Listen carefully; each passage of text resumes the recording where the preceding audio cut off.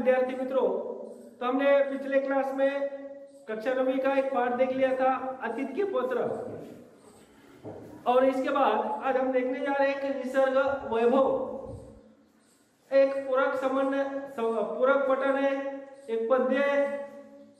और हमारे जो देश है अथवा हमारा पूरी दुनिया है, पूरी दुनिया का निसर्ग किस तरह का है, उसका वैभव कितना बड़ा है, यह इस पूरक पठन के माध्यम से सुमित्रानंद पंत बहुत सही तरह से हमें यहाँ बताने की कोशिश की। और इस निसर्ग वैभव में उन्होंने बताते समय यह भी बता दिया कि निसर्ग में आने वाले जो अलग अलग प्रकार के पेड़ रहो, पानी की पतझड़ रहो, अथवा अलग अलग तरह के फल के, फूलों के जो पौधे रहो, इसके बारे में भी उन्होंने बहुत सही बातें बताई। बताया कि हिमालय जो पहाड़ है, उसके जो शिखरों से टपकने वाला जो पानी रहो, अथवा उससे टपकने वाला हिम रहो। इतना ही नहीं कि यहाँ पर जो उस फूलों को भौरे किस तरह से उसके ले फूलों तक पहुंचते हैं, अथवा जो भी तितलियां किस तरह से आती है, ऐसे अलग अलग तरह के उदाहरण देते हुए इसमें हमारे एक जो निसर्ग का बड़पन, वैभव बताने की कोशिश ये जो कवित्री सुमित्रानंद पंत जी ने यहाँ बहुत अच्छी तरह से बताई। तो देख लेंगे निसर्ग वैभव। तो इसकी कवि है सुमित्रानंद पंत। देखो इनका अल्प सा परिचय है। सुमित्रानंद जी का जन्म हुआ 20 मई 1900 कौसानी उत्तराखंड में, या और इनकी मृत्यु हुई 28 दिसंबर 1977। अभी ठीक है, परिचय देखते समय पंत जी छायावादी युग के 4 स्तंभों में एक है। वे प्रकृति के साथ साथ मानव सौंदर्य और आध्यात्मिक चेतना के भी कुशल कवि थे। देखो ये जो सुमित्रानंद पंत जी है, इन्होंने जैसे यहाँ बताया कि वे प्रकृति के साथ साथ, ये जो हमारी धरती है, ये जो धरती है, इस धरती के साथ साथ इंसान का भी सौंदर्य यहाँ बताने की कोशिश, मानव सौंदर्य भी बताने की कोशिश की है, और आध्यात्मिक चेतना, अध्यात्म। दूसरी बात बताई है कि इसमें भी वो क्या थे, कुशल कवि थे। इनकी प्रमुख कृतियां है वीणा, गुंजन, पल्लव, ग्राम्य, चिदंबरा, कला और गुड़ाचार आदि काव्य संग्रह, हार, ये उपन्यास है, 60 वर्ष एक रेखांकन है, आत्मकथात्मक ये संस्मरण। यह था सुमित्रानंद जी का अल्पसा परिचय।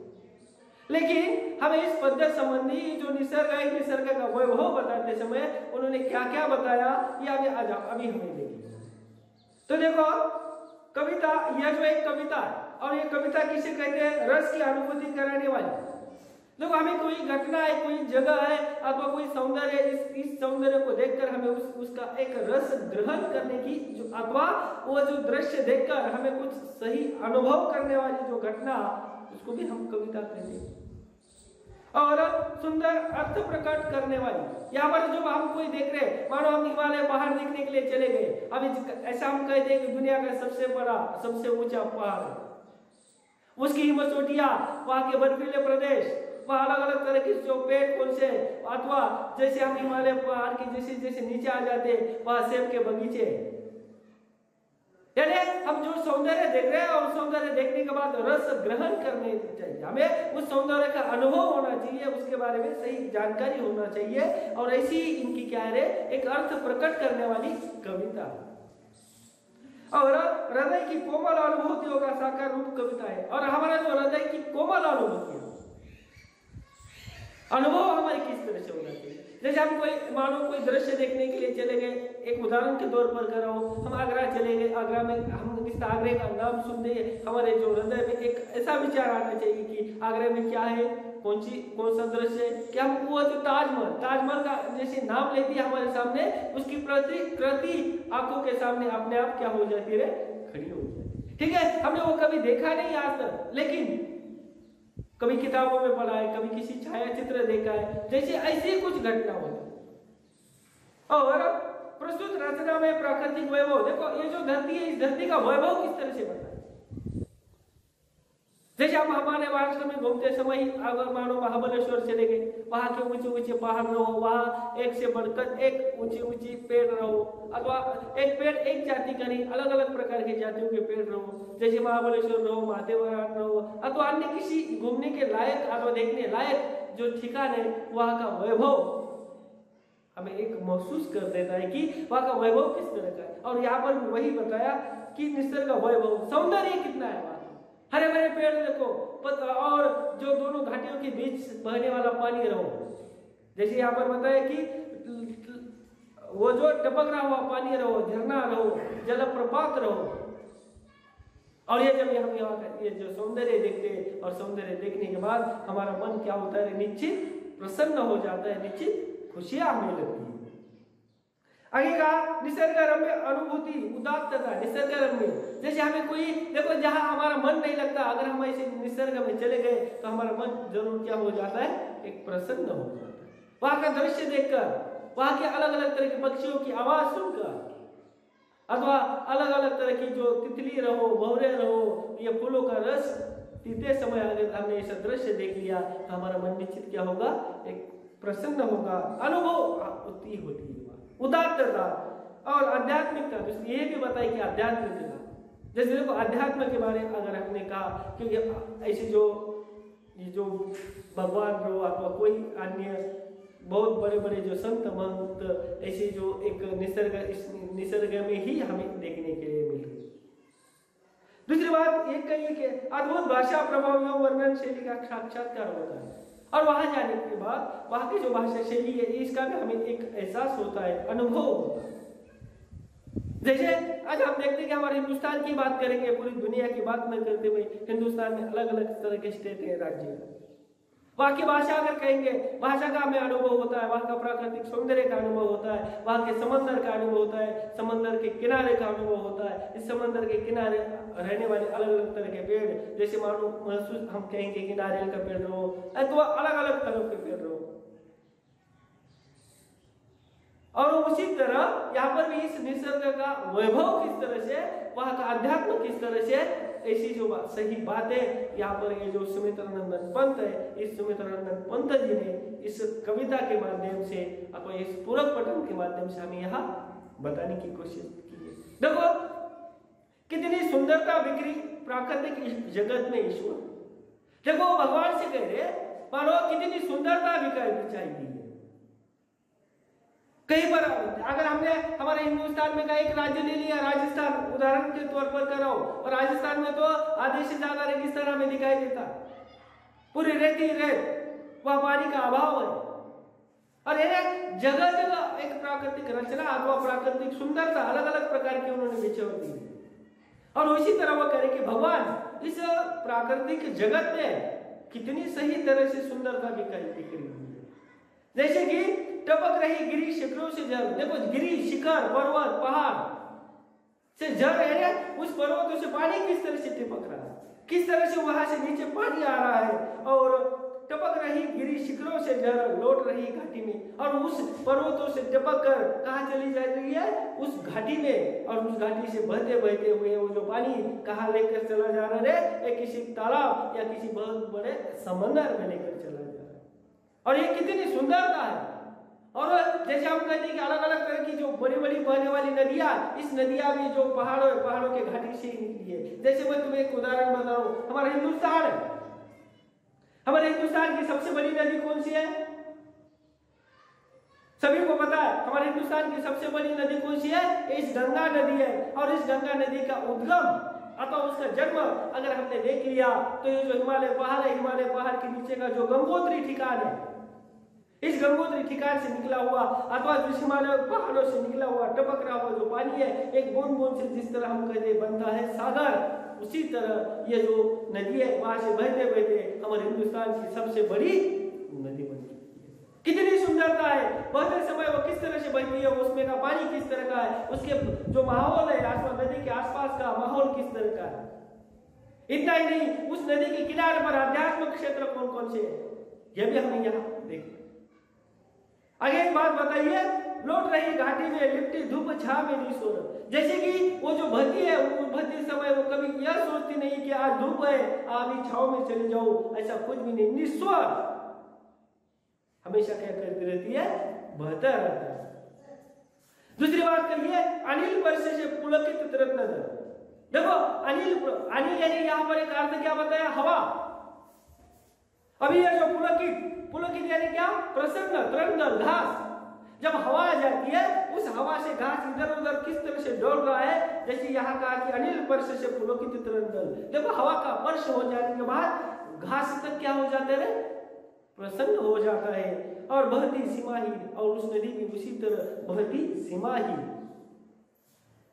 श्लक्ष्ण संगीत स्रोत भी, देखो जब बहती है उसमें से एक प्रकार का क्या आता है, श्लक्ष्ण यानी मधुर संगीत आता है, एक आवाज आती है। देखो हमारे माहौल में आता, हमारे परिसर में माने कहीं छोटी मोटी नदी है, और नदी का पानी जब बहता है, और बहते समय तुम देखो दिन में अगर इतनी एक सुंदर आवाज में हमें समझो अलग अलग तरह की आवाज, दूसरी आवाज से नहीं आएगी, लेकिन शाम के समय जो आवाज सुनो एक कैसी होती है, सुंदर मधुर होता है, कलकल करते हुए वो बढ़ता है, और कितना मधुर करता है।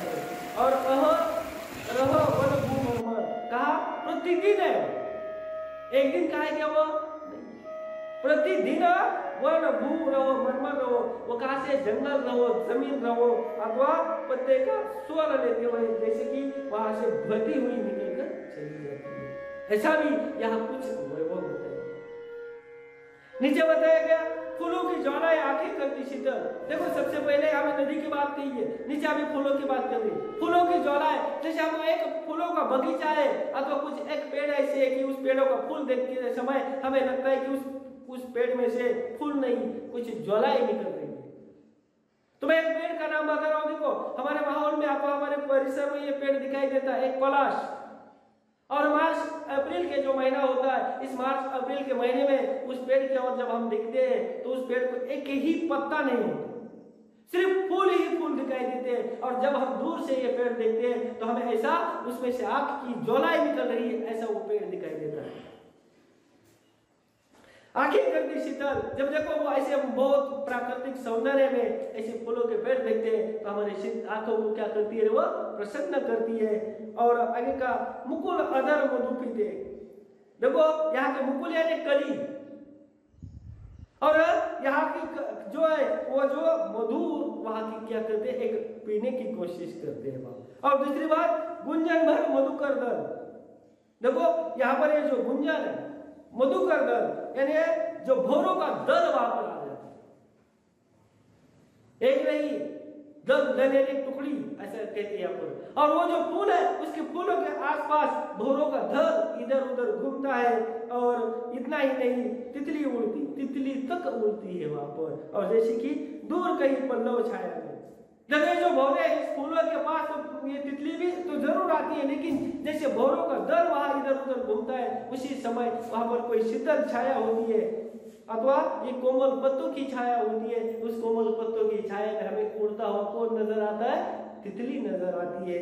और रुक रुक गाती वन प्रिय कोयल, उसी समय वहां पर ये जो वन की जो प्रिय होती है कोयल, एक पत्तों में छिप कर क्या करती है, गीत गाती है। तुम लोगों को पता होगा कोयल की तुमने आवाज भी सुनी होगी, और कोयल जब भी कोई गीत गाती है तो एक बाहर पेड़ पर बैठ कर कभी नहीं, कहीं ना कहीं पत्तों में छिप कर ये कोयल क्या करती है, गीत गाती है। ऐसा ही निसर्ग का क्या है, सौंदर्य है। लेटी नीली छाया है कृष रवि किरणों में घूमती, देखो लेटी नीली छाया है, कृष एक कृष रवि किरणों में घूमती। कृष यानी दुर्बल, रवि सूरज, और दुरारोह भाती डाले। देखो एक पेड़ है, ताड़ का जैसे एक बहुत बड़ा पेड़ होता है, वहां पे दुरारोह भाती डाले, निश्चल तरंग सी स्तंभित, जैसे कि एक स्थिर, निश्चल यानी क्या मतलब बताया ऊपर, स्थिर, स्तंभित भी का अर्थ भी क्या है, स्थिर बताया। जैसे कोई निसर्ग है, कोई सौंदर्य है, वहां पर एक ताड़ के बहुत ऊंचे ऊंचे पेड़ होते हैं, और वो एक जगह कैसे रे, स्थिर है, स्तंभित है। और स्वर्ण भाल गिरी सर्वप्रथम, देखो वो जो पेड़ है, वो पेड़ ऐसा लगता है कि मैं सबसे ऊंचा चला जाऊं, सबसे ऊंचा चला जाऊं। उन पेड़ों में एक होड़ लगती है, जहाँ बहुत घने जंगल होते हैं, उस जंगल में जो अलग अलग प्रकार के ताड़ के पेड़ है, मानो यहाँ पर कहा, वो ऊंचा ऊंचा चले जाने के लिए उनमें एक स्पर्धा लगती है, होड़ लगती है, और उन्हें लगता है कि मैं गिरी पर्वत जैसा बहुत ऊंचा है ना, उसी तरह मेरी क्या होनी चाहिए, ऊंचाई होनी चाहिए। और स्वर्ग भाल गिरी सर्वप्रथम, देखो उस पर्वत तक हम सर्वप्रथम चले जाए। करती उषा अभिनंदन, देखो ये सुबह हम सभी लोगों का क्या करती है, अभिनंदन करती है। और सांझ यही सोती छिप निर्जन में कर संध्या वंदन, और देखो उसी समय वहां जब शाम होती है तो वो भी हमें क्या करते हैं, एक प्रकार का वंदन करती है। अवलक तारापद शशिमुख का बनता लेखा दर्पण, यही क्षैर कंधों पर सोया जगता गंध समीरण। देखो यहाँ पर एक बात बताइए कि समीरण यानी पवन, समीरण यानी क्या, पवन, हवा। अवलक तारापद शशिमुख का, जैसे कि यहाँ से हवा बहती है और वहीं पर बहते बहते वो क्या कर रहा है, मानो एक जगह का गंध, एक प्रकार की उसमें से हमें सुगंध दे रहा है। ये जो पवन है एक सुगंधी होता है। जैसे तुम लोगों को पता है, सबसे पहले जब बारिश आ जाती है, पहली बारिश, और पहली बारिश आ जाने के बाद वो जो जमीन है, वो जो धरती है, उसमें से एक प्रकार की क्या आती है, सुगंधित समरण आती है, सुगंधित हवा आ जाती है। और सदा स्फुट सौंदर्य राशि सम्मोहन भरती मन में। देखो ये जो सौंदर्य राशि है, ये जो सौंदर्य की ढेर सारी राशि फैली हुई है, हमारे मन को क्या करती है, बहुत प्रसन्न करती है, सम्मोहन मन भरती मन में। और ये जो सभी हमारे मन को बहुत प्रसन्न करती है। और कितना विस्मय कर वैचित्र, वैचित्र यानी अनोखापन, विस्मय एक आश्चर्यचकित, कितना ही है विस्मय है, कितना आश्चर्यचकित है। कहीं जाए तो पहाड़ देखने के लिए मिलते, कहीं पर्वत, तो कहीं पेड़, कहीं उसमें से निकलने वाली नदी, उस पेड़ों के लगने वाली होड़, अथवा उसमें से बहने वाले जो छोटे छोटे जो नदी नालियां वो कलकल करती हुई, अथवा उसमें से निकलने वाले जो अलग अलग तरह के सुगंधित फूल रहो। इतना ही नहीं, उस फूलों पर भौरे तितलियां किस तरह से गुनगुनाते, कितना यह अनोखापन है, कितना विस्मयकर यह दृश्य है। और भरा पर्वत जीवन, यह हमारा जो जीवन है, इसमें हमारा ये पर्वत की तरह कैसा भरा हुआ है।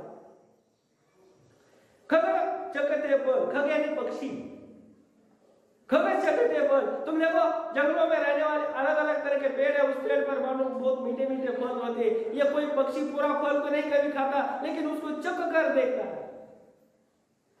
खग चकते फल उतर रही गिलरिया कोपल, गिलरिया, और ये गिलरिया क्या करती है, कोपल, एक आधे पेड़ का निकला हुआ जो अंकुर है, कोपल यानी क्या, अंकुर, वो नया पत्ता, ये गिलरिया उतर रही है। वन पशु सब लगते प्रसन्न, देखो जो जंगल है, सौंदर्य है, उसमें रहने वाले अलग अलग तरह के वन पशु एक ही प्रकार के नहीं है, सभी कैसे लगते रहे, प्रसन्न। परिचित मरकत आंगन में, देखो मरकत यानी पन्ना, वहां पर हमारे सभी के एक आंगन में सब एक दूसरे के परिचित है, ऐसा हमें यहाँ एक प्रसन्नता के साथ रहते हैं। इस सौंदर्य स्वाभाविक, यदि मुझे याद आता ईश्वर इस क्षण में, देखो स्वाभाविक है, भगवान तेरी काया कितनी बहुत बड़ी है, ऐसा। और उसी तरह वो कह रहे कि स्वाभाविक इसी समय मुझे कौन याद आ रहा है, भगवान याद आ रहा है। भगवान तेरी किमया कैसी है, जिस तरह तूने इंसान बनाया उसी उससे भी बहुत खूबसूरत कौन बनाया, सौंदर्य बनाया। इसलिए कभी यहाँ कहते स्वाभाविक, यदि मुझे याद आता है ईश्वर के क्षण में, जग जग इतना सुंदर जो, देखो ये जो दुनिया है, ये प्रकृति की रचना है, अब ये जो जीवन है, ये जीवन कितना सुंदर बना है। चेतन जग में क्या कारण रहता अहरह जो, देखो ये जो जीवन है, इस जीवन में क्या है का वजह है।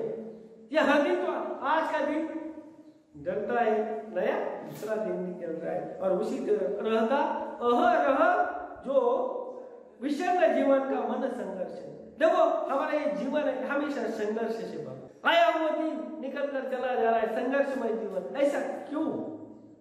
लेकिन जब संघर्षमय जीवन होता है, उसी समय हमें ये सौंदर्य देखकर वहां पर एक कुछ सोचना चाहिए। उसी समय हमें ये संघर्ष महसूस होगा क्या?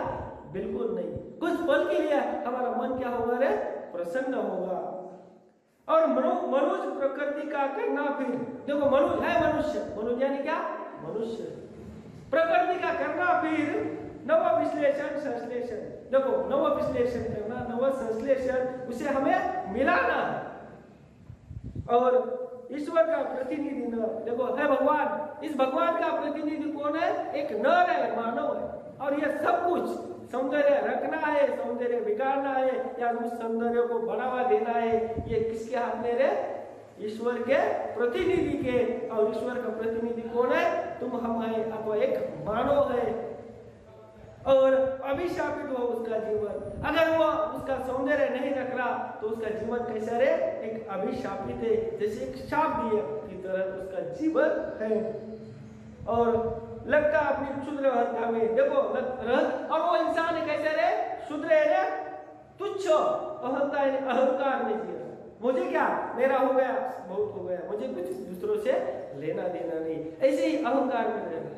लेकिन यह अहंकार कुछ पल में क्या होता है, समाप्त होता है, सीमित केंद्रित, और उसी में ही रहता है, मुझे क्या, मुझे मिला, मुझे कुछ लेना देना नहीं, सीमित है, भरपूर हुआ मेरे लिए, बहुत है।